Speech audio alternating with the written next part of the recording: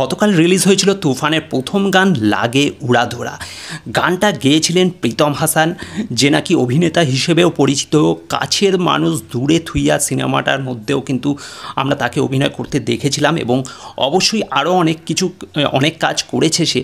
কিন্তু পার্সোনালি আমি যদি বলি তো সেই কাছের মানুষ দূরে থুইয়া সিনেমাটা দেখার পর তার ফ্যান হয়ে গেছিলাম এবং তাকেই সাকিব খান এবং মিমি চক্রবর্তীর সাথে একই স্টেজে নাচ দেখলাম, অর্থাৎ এই গানটার মধ্যে মানে লাগে উড়াধরা।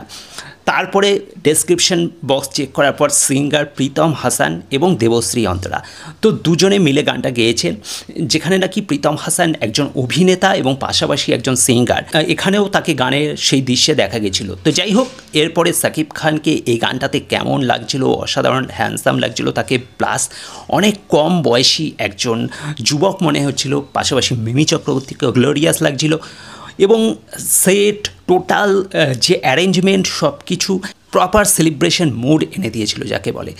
তো যাই হোক, সেই গানটা কেমন কী লেগেছে সেটা অবশ্যই আমি আমার আগের ভিডিওতে বলেছি, অর্থাৎ এই গানের রিয়াকশানে আমি বলেছি। এবার কথা হচ্ছে যে গানটা ইতিমধ্যে এখনও কিন্তু 24 ঘন্টা পার হয়নি এবং তারই মধ্যে খেলা দেখাতে শুরু করে দিয়েছে। ইয়েস, এই গানটা ইতিমধ্যে ইউটিউবে ট্রেন্ডিংয়ে চলে এসছে। পাশাপাশি এই গানটাকে একদিকে SVF থেকেও ছাড়া হয়েছিল এবং চরকি থেকেও ছাড়া হয়েছিল। তো দুটো জায়গা মিলিয়ে 2 মিলিয়নের উপরে ভিউজ চলে এসছে অলরেডি। এই 17-18 ঘন্টা হয়েছে, এখনও 24 ঘন্টা পার হয়নি এবং তারই মধ্যে 2 মিলিয়নেরও বেশি ভিউজ। আমি তো শুধু দুটো প্ল্যাটফর্মের কথা বলছি, এর পাশাপাশি আরও কোনো প্ল্যাটফর্মে ছাড়া হয়েছে কিনা আমি জানি না, এবং ফেসবুকটা আমি বাদ দিয়েই বলছি, শুধুমাত্র ইউটিউবের কথা বলছি। যে SVF এবং চরকি এই দুটো প্ল্যাটফর্মে 2 মিলিয়নের উপর বেশি ভিউজ হয়ে গেছে জাস্ট কয়েক ঘন্টায় বলতে পারো। তার মানে বুঝতেই পারছো গানটা এবার কিন্তু বাজার কাঁপাবে এবং সেটাই বোঝা যাচ্ছে। এবং আমরা যদি ফেসবুকের হিসাব ধরি তাহলে তো সেটা মনে হয় 5 মিলিয়ন ক্রস করে যাবে। তো 24 ঘন্টা পার হওয়ার পর গানটা কী ভিউজ দাঁড়াবে সেটা নিশ্চয়ই সবাই বুঝতেই পারছে। অর্থাৎ বুঝতেই পারছো যে বাংলাতে এরকম একটা গানের খুবই দরকার ছিল, যেখানে অবশ্যই চলছে মেগাস্টার বলো সুপারস্টার বলো তার যে ইমেজ এবং পাশাপাশি গানটা মানুষকে আনন্দে একটা নাচিয়ে দিচ্ছে। তো এরকমই একটা গান। তো সত্যি গানটা আমার তো পার্সোনালি খুবই ভালো লেগেছিলো, সেটা আমি আমার রিয়াকশানে বলেও ছিলাম।